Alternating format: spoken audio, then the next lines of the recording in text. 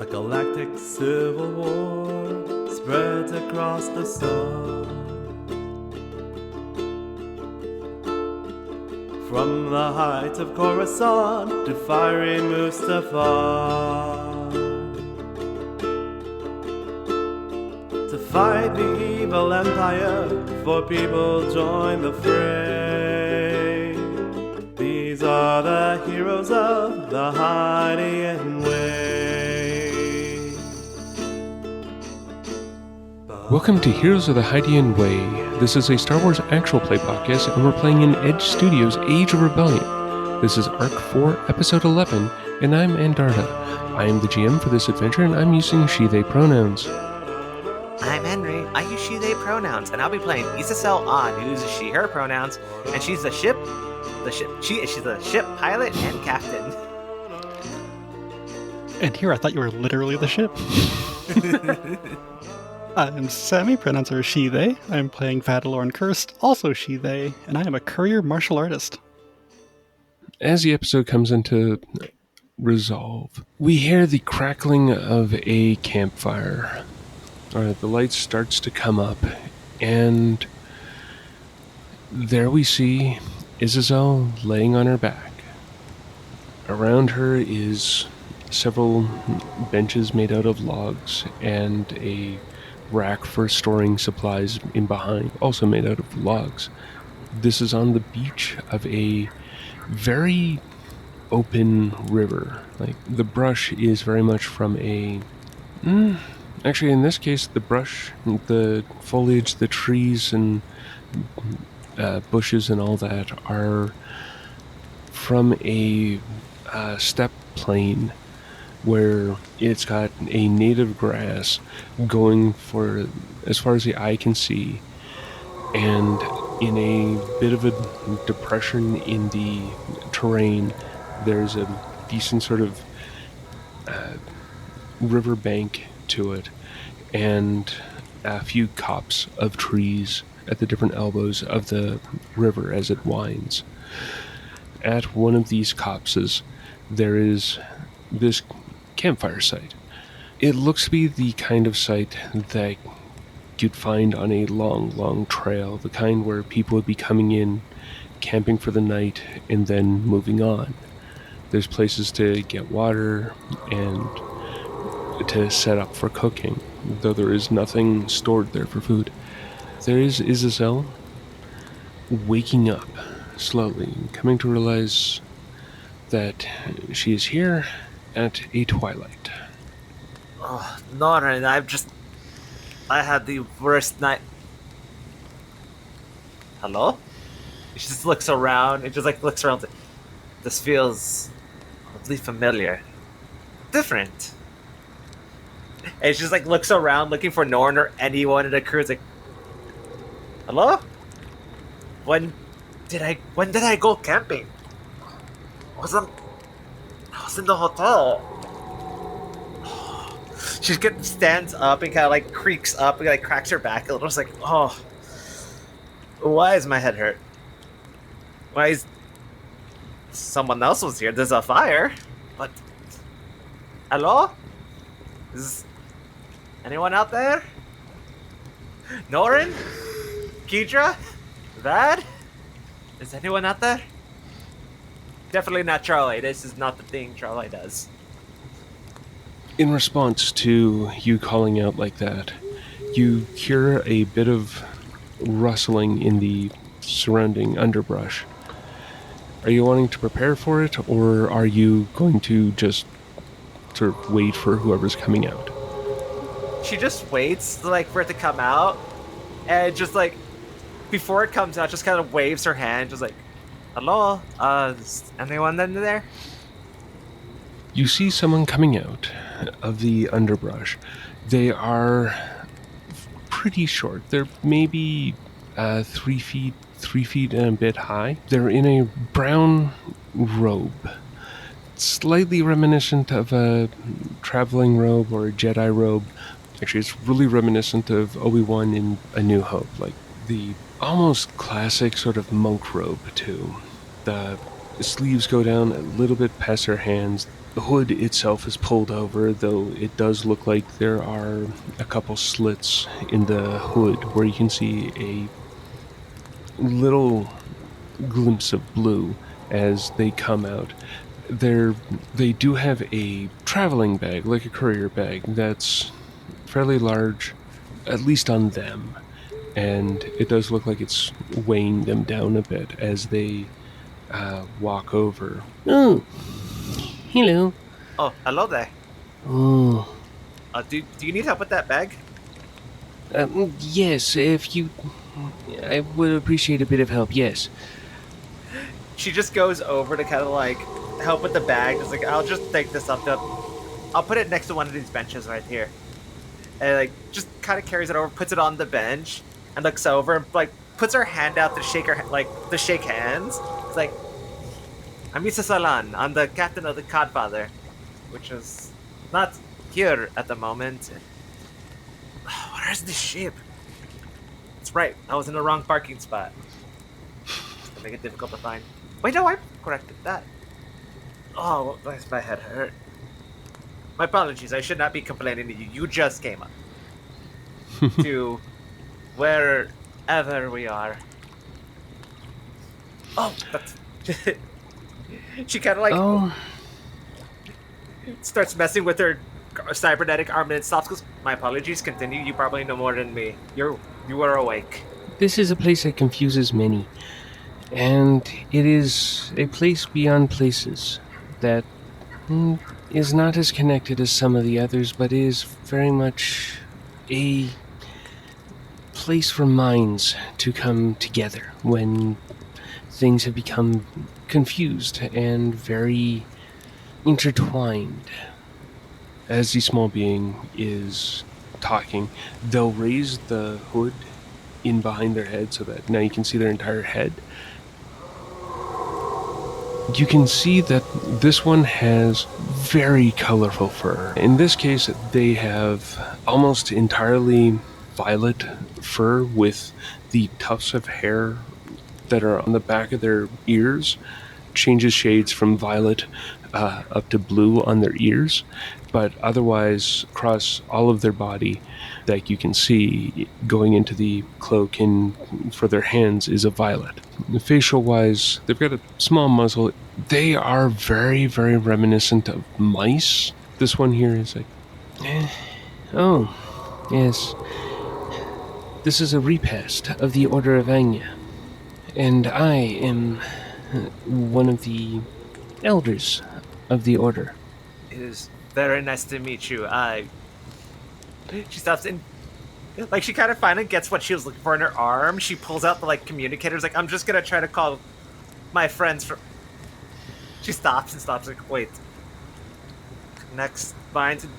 So the communicator she keeps hidden in her arm is actually Shen's old one that Jones brought back to her. She keeps it close, and she stops and looks and thinks and remembers and goes, "That's right. Remember, we'll come in." It stops, looks at that like old like communicator, looks back at her arm and notices looks. I know where we are. The river. Like it. Oh, yes. Oh, so everything. Yes, the river. It's. You said it connects minds. Like, that's why when I spoke to Hookman, and she kind of like hides the communicator back in her arm and kind of closes it. Like, I'm not actually here, but I am. Yes, the metaphysical of this can be confusing at times, but yes, you are both here and not. And. Oh, that means something happened to me again. Oh, Norn's not gonna be happy. Oh, the champion of knowledge is most certainly stressed at the moment. One might even say agitated. You're very, very right about them. That is exactly how they are. Oh, no. What is your name again? Sorry if you... Oh, I am a Spannerflinger, a cleric of the Order of Anya. It is nice to meet you, Spannerflinger.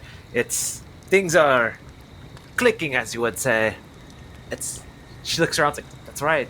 It's the river, but it doesn't stay like this. Spoke to an old friend here. Mm-hmm. that I won't get to talk to again. She's a little sad. There's some old friends that I don't want to see here, so let's hope you don't have to meet any of them. The river does bring a great many of people here. For all people are connected by the river, of all sorts. You said they're connected. We're all connected by it. For me, Mm-hmm. can I ask a question? Because you seem to have great knowledge about these things. Does this? Oh, I wouldn't say that I have great knowledge. I just have a tiny bit of experience. An experience about... And then, like, raises their hand to the top of their ears. About this much. Even so, that is still a great amount of knowledge compared to my experiences, where she kind of like raises it just above her hand, just above her boot level, about right there. So, mines are connected here. Have you ever seen it look different? Because this looks like where I grew up. It looks like the forest I grew up in. Very similar to it. Maybe not exactly it, but very close. This repast is very mutable. Whoever is the anchor for it seems to shape it in however they find comfort. Do find comfort here. Not wrong on that one. And you said it, the river connects us. The river connects Yes. minds across distance as well. She stops. I hope not as last time as well, because you showed up. She's like kind of like in not a thinking pose right there. I was not always a thinker of my crew. I'm clever, yes, I am. Norin is the thinker. Oh, he is champion of passion, most certainly. I like that name. Keep using it. But okay, if she looks at the river, so you're telling me this river connects people. Yes. This is the river that how I came in originally. Yes. That means people can come in through it. I wonder. I'm gonna roll a force die real quick. Because I want to see Absolutely. how hard I can pull. 2 light, 1 Oh my dark. goodness. So she puts out her arm, the arm that's normally her cybernetic arm, and looks out in this. But instead of seeing a cybernetic arm, she just sees a transparent arm, almost like a phantom limb with the glowing gem still in the back of the palm. And we're gonna talk about that later. This is not the moment to be distracted. Okay, I need to pull my crew. I need to pull my Norin. I'm gonna call Norin would be most preferable, but the nearest crew. Okay, and then she starts pulling in the water, like feeling out for something to grab. The moment she feels something, like she's tugging against something, she's gonna pull it full force back, like to the land.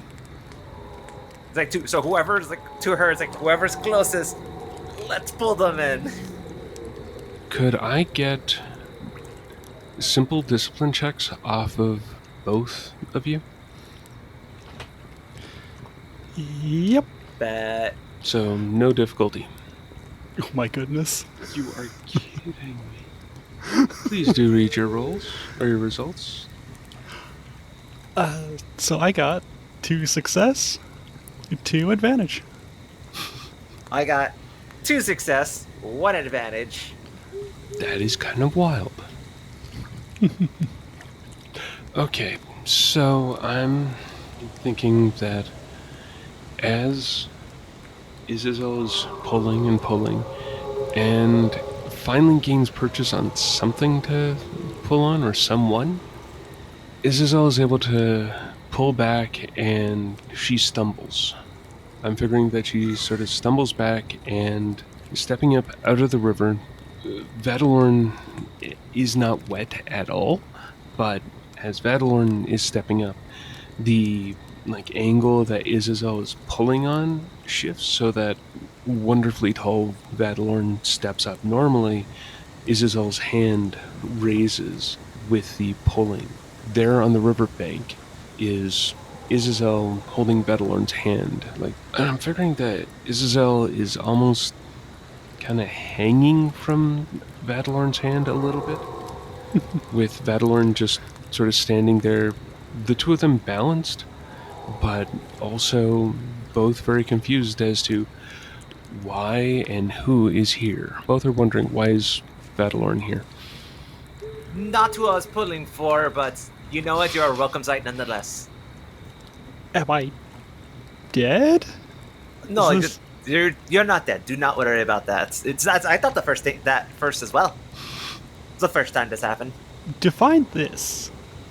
So we're in a place that is beyond, between existence. I'm still figuring out the greater details of all this, but this is where all minds connect.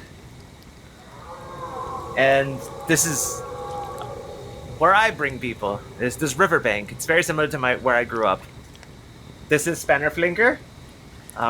They were telling me about this place and explaining it to me. Say hello. Oh, hello. Nice to see you, I guess. I have You still stop. tens of questions. Oh, wait a second. Ooh. I haven't told you everything about this. Oh, Norin's going to be so mad. So at this particular point, Spannerflinger has gone to their travel bag. They've opened up the large flap on it and have set aside a couple thermoses of liquid, which will be to each of your choice. I'm assuming one will be of calf and one will be of whatever Isazel's wanting. And there's Spannerflinger with this small sort of paper bag filled with this puffy white substance. That Spannerflinger is just sort of sitting on one of these logs next to the fire and looking at the two of you. Let's have a seat. Enjoy whatever Spannerflinger brought us, and I'll start explaining everything. First basic stops, looks at Spannerflinger, looks at everything. We're in a safe space. I don't think anyone should overhear this, and if they do, we have more things to worry about. Do you know about the Force as she sits down and like opens up her thermos, and it's just like it's calf. It's also calf. She's so desperate. And she's chugging too. Not even like gentle, just like a full chug. The calming and relaxing effects of calf. Thank goodness. Vadalorn, how much do you know about the Force? Just very little. Just rumors, really. A lot of it I chalk up to Imperial propaganda. So, taken with a grain of salt. Largely nothing beyond that. I'm gonna roll Force die just to see if I got... Yeah, I got what it takes to do an example. As you're saying that propaganda, Isacel kind of like takes one of the little like fluffy things out from the... Like, I know, she gets a stick, moves it, pokes it into the little like fluffy substance that Spannerflinger is making use of, and then just like holds it over the fire to toast with theirs. It goes, it's not all propaganda. So a lot of it is, but it's real.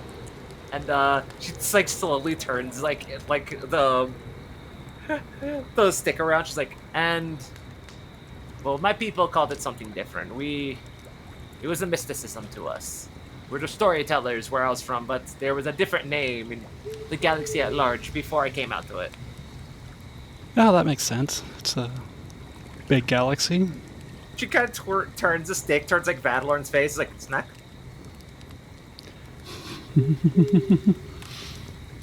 Please, I do get snacky when I'm pulled out of reality. So, I have these abilities, and it's allowed me to come to this place to connect. The last mission I was in, I ended up unconscious on an operating table, and I was able to connect with our crewmate Hookman. Both of us were unconscious, so I couldn't... Everything we learned together and spoke about, it was more of just a bit of understanding for when we woke up. But you're not in a coma, are you?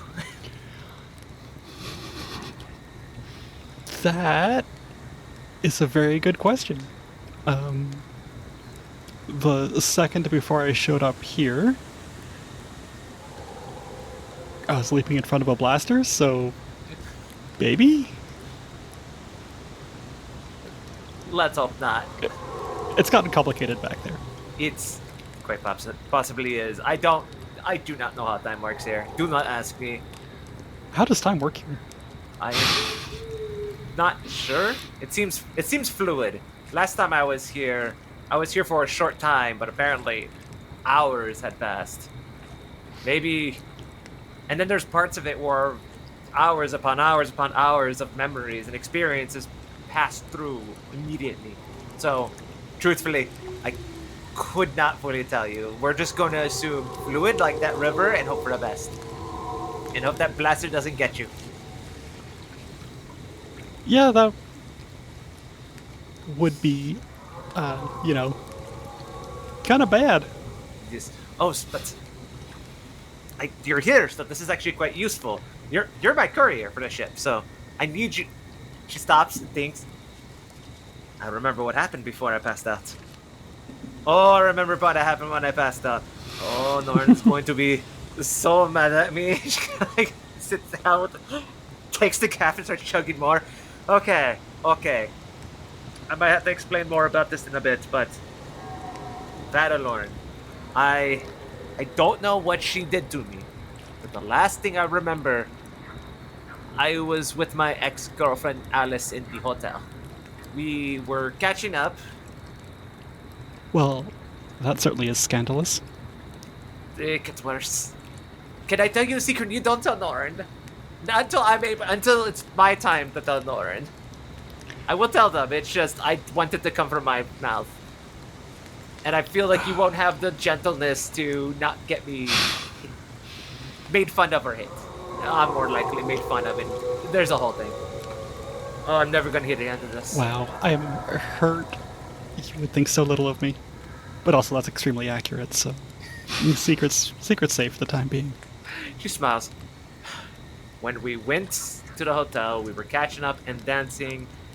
I went for a kiss with Alice, and then after kissing her, everything went black. And then I woke up here. I don't know what happened. If I'm here, I'm truly unconscious. I don't know if she stabbed me, killed me. Yeah, I'm guessing about the fact that you are not panicking here. I'm assuming I'm not dead. I mean, I'm panicking just on the inside. I have excellent self-control. But no, you're not dead. Kedra found your body and is in the process of taking you back to the Godfather. Okay, perfect. That would probably be the safest place for me. But I mean, you'd think that. But wait, hold on. Go back to that. What do you mean? I think that. What is wrong with the car? What did you do to my sheep? the ship is fine. The problem is, we found a body, a mummified body, in one of the crew cabins. Whose body? Why is it mummified? What? Who's storing corpses on my sheep? Norin's working on it. It's fine. They'll figure it out. We suspect it might belong to the coach. Cecil stops right there. Oh, that explains the vision. Oh, I need to start talking to Norin about this before I go throughout the day. I've been having visions lately. I didn't want to panic anyone. And it was this vision of this face changing. Remember, I think it was the coach. And then it transformed. But it's before I passed out, and I'm still learning how those work, but I saw them and Alice, and I, of course, was kind of focused on Yunmo. The gay panic? Yes, the gay panic. Listen, it's you spend so much time away, and then you find new love, and then you find new travels, and then your ex-girlfriend shows up, and then did you see what she was wearing? Can you blame me? I can be extremely judgmental when I want to be. It's good to know. I don't... You know, it's good that you will stand up to me if I'm being a fool, which I quite possibly am right now, but that's beyond the point.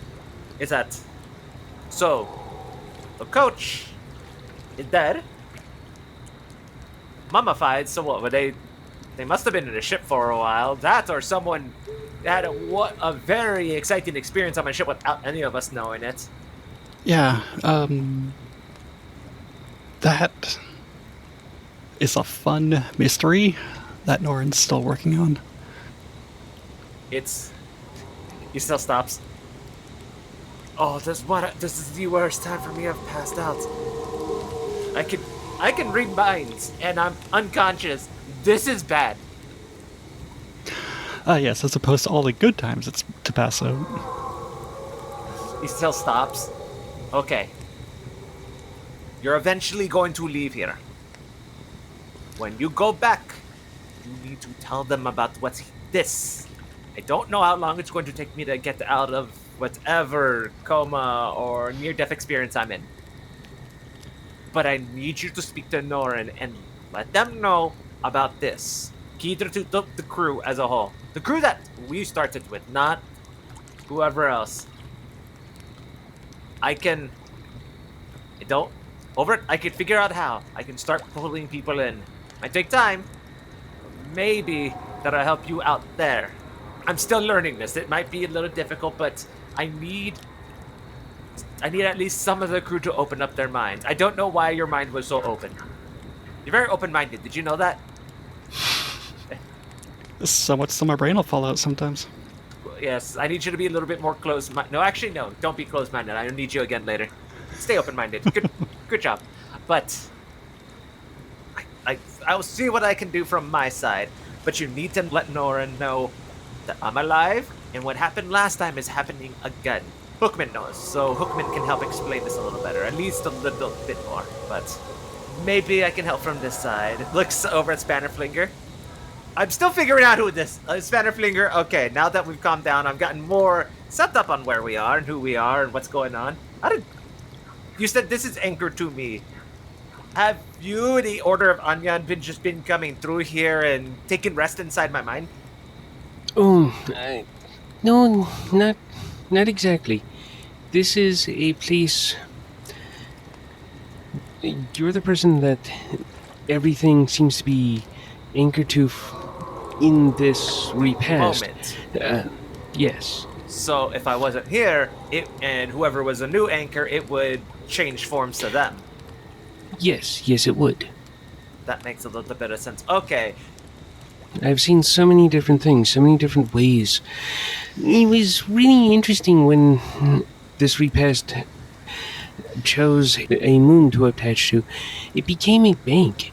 It was very interesting seeing the flows of currency coming in and out. That does seem interesting. It would be nice to see someone else anchored here, but for now it's me. But okay, I think I got this.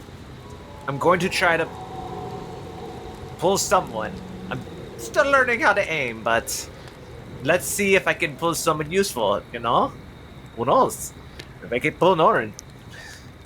Wow, someone useful? Not like some hurt. Van Lord, not like that. You know what I mean. I mean to your mission currently. Oh, I see. Yes, the champion of passion. I see what you were saying. It will be interesting to see if you were able to pull someone in beyond the champion of secrets. She looks over at Spannerfinger. You're going to give me a list of these names eventually. These sound amazing. Dude, I'm hiring you for code names if you ever make it to the ship. I don't know what you're talking about. I have no secrets. This is perfect. I rolled 2 dark side pips. I'm just gonna. Hey, let's burn one of those those destiny points. And she's gonna take the strain, and she's gonna feel fear when she pulls. She's gonna put out her hat, and you just see Isacel like suddenly like start cold sweating and worried, and she's right there, just like no one bad. Just don't mess up again. Don't mess up again. And she's starting to doubt herself. And she starts crying a little bit as she pulls something. Okay, how I'm figuring that this is going to actually play out is Isazel's pulling, and it feels like Isazel's pulling something back, From what Vadalorin can see, you see it's like Izazel's pulling a tendril of water out of the river as the river starts flowing very fast and like throwing very high waves as it's much more than it had been even just a few moments ago. While it had been a general twilight sky, it's definitely gotten darker. But as Izazel finishes pulling, the tendril of water, it's almost like it gets ripped apart. Izazel keeps on pulling on this sort of tendril of water. The tendril ends in the water part. It pulls out and then just splashes down. Yeah, I'm going to go with, due to the roll and everything, Izazel's just going to fall onto her bottom as everything that she was pulling against disappears. I couldn't pull. I don't know what happened, but hold on, give me a second. That was a lot more than I was expecting. You alright there, Captain? It's sometimes I pull at something that's feelings that I don't want to control me. Fear, especially. I'm sure it'll be fine. Just try again? And if at first you don't succeed and all that? Yes, just give me a moment to rest and then I'll try again. For the moment, I am going to spend a dark side point. The wind, it had been a very calm and nice bit of night that you have been sitting around this campfire talking. There's just sort of like the small crackle, and now all of a sudden a breeze really picks up and just makes the campfire, it doesn't go out, but it's now just sort of blown against the encircling stones for a few moments. Weirdly, it's like the wind is coming from the trees that normally would protect it from the wind. As Izazel's catching her breath, and as Vadalorin and Spannerflinger are taking in everything, you hear a clap coming from the edge of the trees, outlined in very faint light that's flickering from the campfire. You see pretty much the outline of a person that has this feathered bob of hair, is just sort of standing there, smirking. This 5'0" person just standing there with a bob of hair, clapping, has a nerf-hide coat on, and is just looking at the three of you with somewhat predatory yellow eyes. Isabel stands up, kind of like brushes herself off, like, well, there's a part of me that knew this was gonna happen eventually. Didn't expect it to happen this quick. Vadalorn, Spannerflinger, this is my ex-girlfriend Alice. Alice, this is my crew and potential crew. As you introduce Vadalorn, I'm assuming Vadalorn is at most just sort of shifting to see who the person is. Hello, Isacel's ex. Nice to meet you. As Izazel goes to introduce Spannerflinger, they aren't there. You can see where the small bag of treats are. They were just seated down on the bench, but Spannerflinger is gone, as is their mostly empty travel bag. There is Alice, standing as tall as she can be, a bit of a smirk with her glossed lips that catch the firelight just so. Oh, it is so good to meet you. Anyone who's a friend of Izazel is always such a delicious person to be meeting. We're co-workers. Oh, of course. Well, I have you here, Alice. I'm going to ask something, and please be honest with me. I think I've earned that much. What did you do to me? I'm obviously unconscious. But... Oh, well, things did not quite go as I had thought they would. It has been a long time since I drank from a Force user, but the opportunity was just there, and you are just such a delicious person in how you act normally. And with you becoming such a bright, shining star within ISR, within everything, I saw an opportunity that I just had to take. You got the good snack, and you got to take a hit of ISR for the ones you're working for. Oh, the ones I'm working for are not aware of what I was doing. So it's just a bonus. Finding out about you, finding that it is my ex who left me, yes, that is just an entire bonus. And to have such a deliciously wrapped morsel is an even better happenstance. So I was right on my assumption. You were hiding. That you're mad about that. Hmm. It helped with any reservations I had, but it wasn't my primary reason. It's The amount of eh, the amount of energy I get from feeding on others is just not that much in comparison to someone who is as connected to the life essence of the cosmos. so while I got her talking, I'm gonna use the. Well, I guess I'm burning another destiny point because I got 3 dark That's side pips. I only need 2, great. so I'm just gonna use another one of those destiny points and take some more strain. She's gonna pass out Okay. by the riverbed. It's terrible, but she's gonna activate sense, and particularly the extended part where she can read minds, and she wants to like read Alice's mind onto what she's thinking about when she's talking about consumer and our life essence. Like if she could visualize what Alice is visualizing, because she's like has an idea, but she needs to know what is Alice. So, with Alice, she's always had these very prominent cheekbones. And in this particular case, as she's talking about snacking on Isabel, the image, the feel, it gets really muddled. You're not really seeing things in third person. You're not exactly seeing things through Alice's eyes. You're getting the feeling, you're getting that sort of thing, and from the cheeks come to probing. They're more tentacle-like than almost anything else, and Proboscis. yeah, we could go with that, but I would have to look up what that actually means.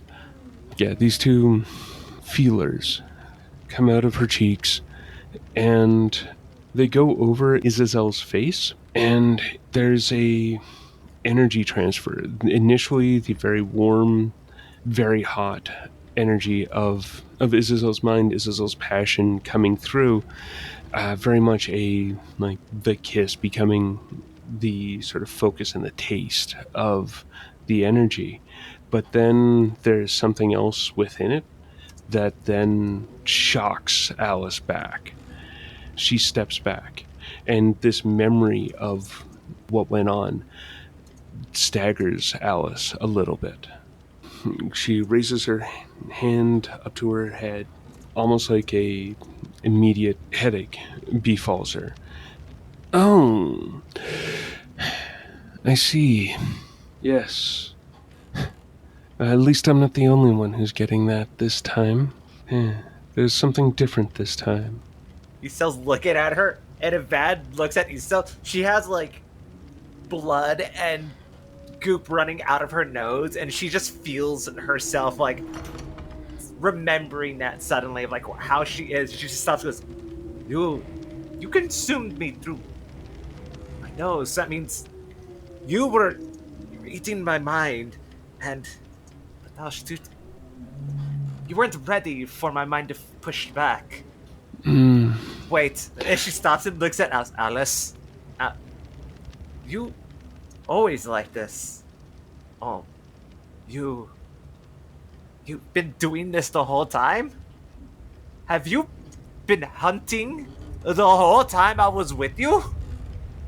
I would like to get a discipline check I'd take the discipline check individually from either of you. I'm gonna do it. I'm gonna burn a light side point so I can have 2 yellows for this one. So in both cases, the difficulty is going to be 2 red and a purple. You want it from both of us or just one? If you want to roll for Vad trying to see about this, you can. If you don't want to, Vad can just sort of sit things to the side. I like to feel included.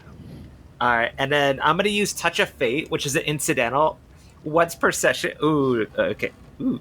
So once per session, Isacel gets to add 2 boosts to a roll. It's like, let's go, Force Emergent. So I'm gonna throw it on here. Oh,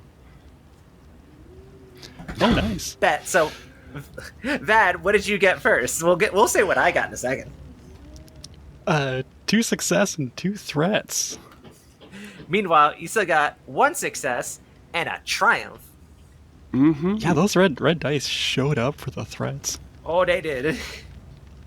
That they did. I'm surprised it's taking you this long to figure it out. The competitors that have disappeared, those who seem to just find their own way to being in a different place than what we needed. I wasn't assuming you were hurting them. I thought at most you were threatening them. I didn't know you were feeding off all of those people. Well, one doesn't need to consume fully to feed. Alice, the day I left, the day I was forced to leave the crew, was everything that happened to the rest of the crew you?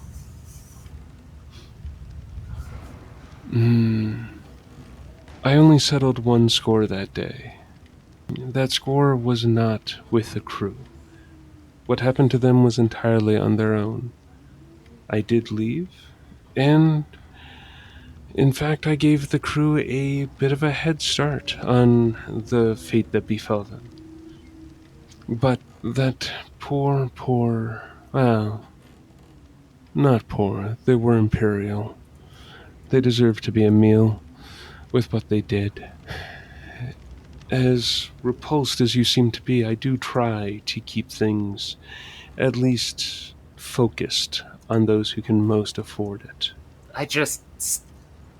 That does take a weight off part of my shoulders. So, stops, looks at Vad, looks at Alice. Vad, don't judge me for what I'm about to say. Alice, be honest with me. I mean, What did I say?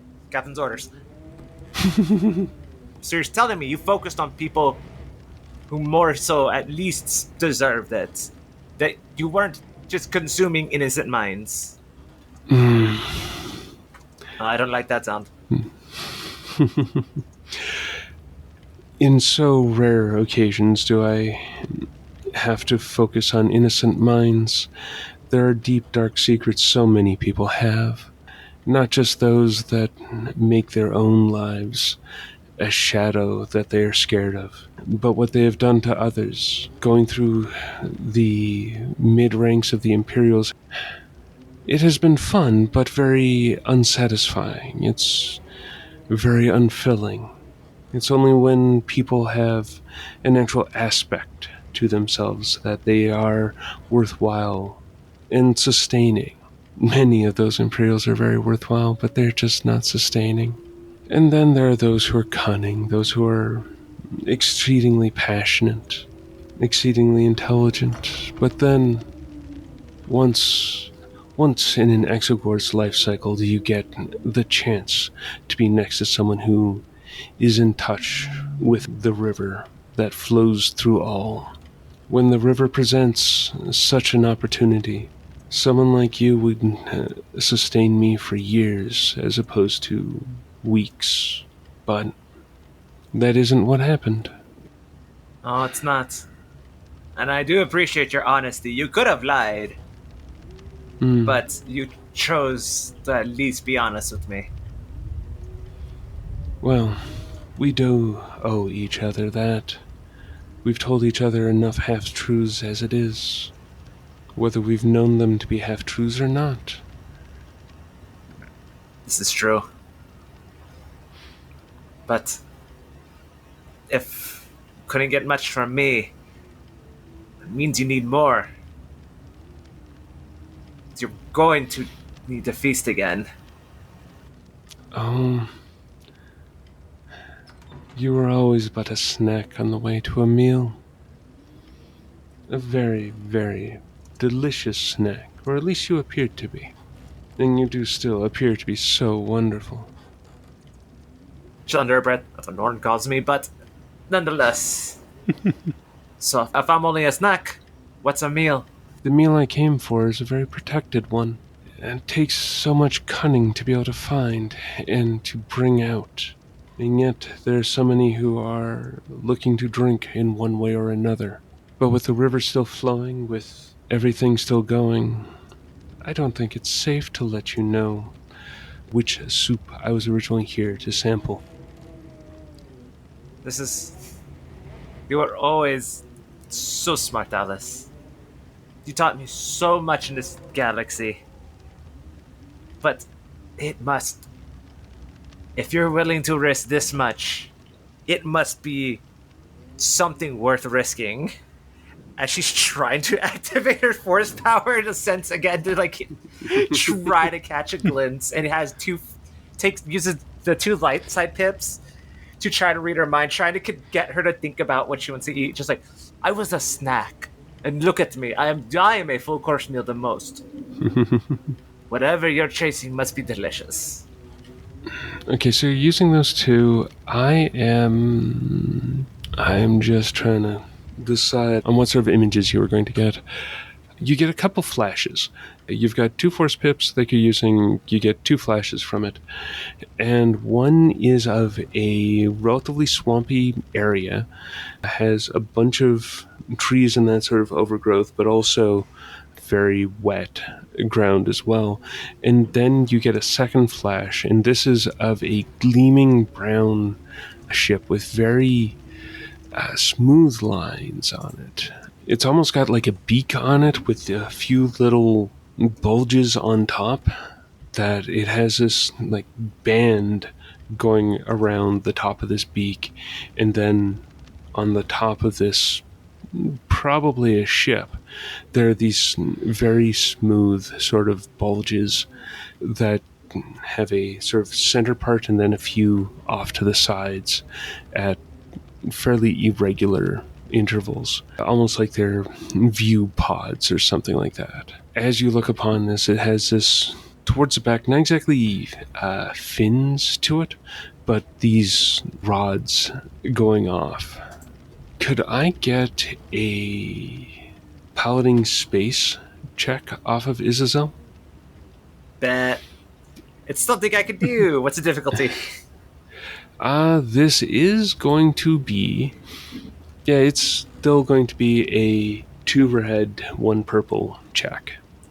Bet. Alright, let's roll that. See what we get. Oh no!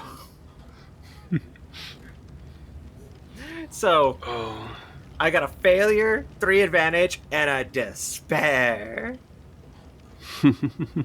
No, you aren't really able to identify why this is part of her sort of thought process on this really big meal for her. I'll let you see what you're going to do with the advantage. You aren't able to identify it. That is a fail. The advantage, let's deal with that first so that the despair doesn't really affect that.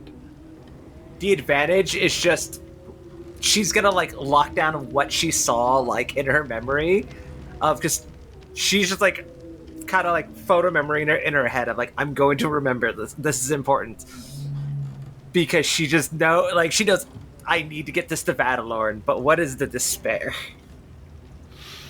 Okay, for the advantage, I'd actually go with like you're able to flash over to Vadalorn this image.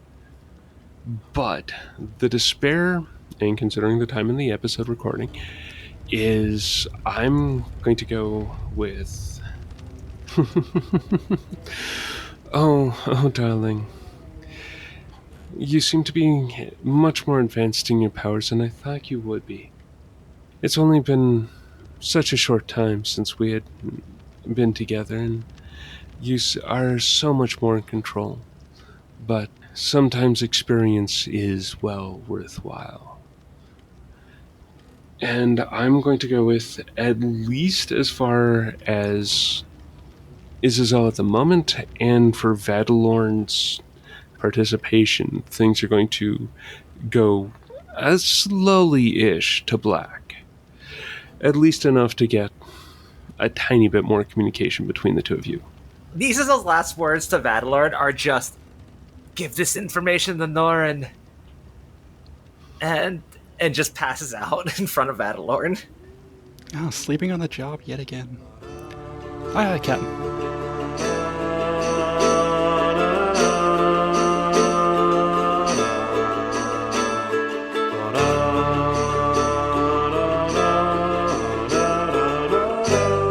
Thank you for listening to this episode of Heroes of the Hydian Way.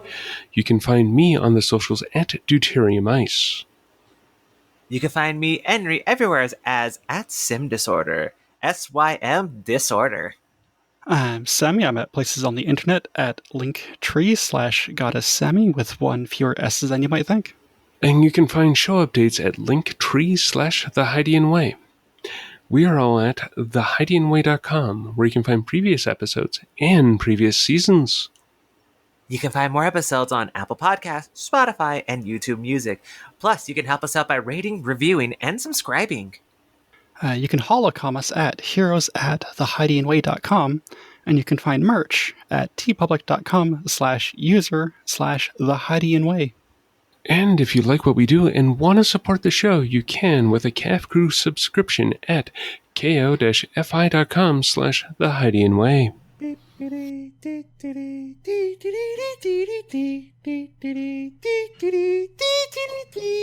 Norin? Joy? Vad? Kedra. Sorry. Once in a xenomorph. What the heck are the slugs called? Huts? Exogarth. I gave you a hard one. Well, you kind of did, but also I'm trying to, Have a little fun with it. in some ways, yeah, there's also, okay, there, what is that dang ship? Isazel's last word to Norin is just like, Isezel's last words to Vadalord are just,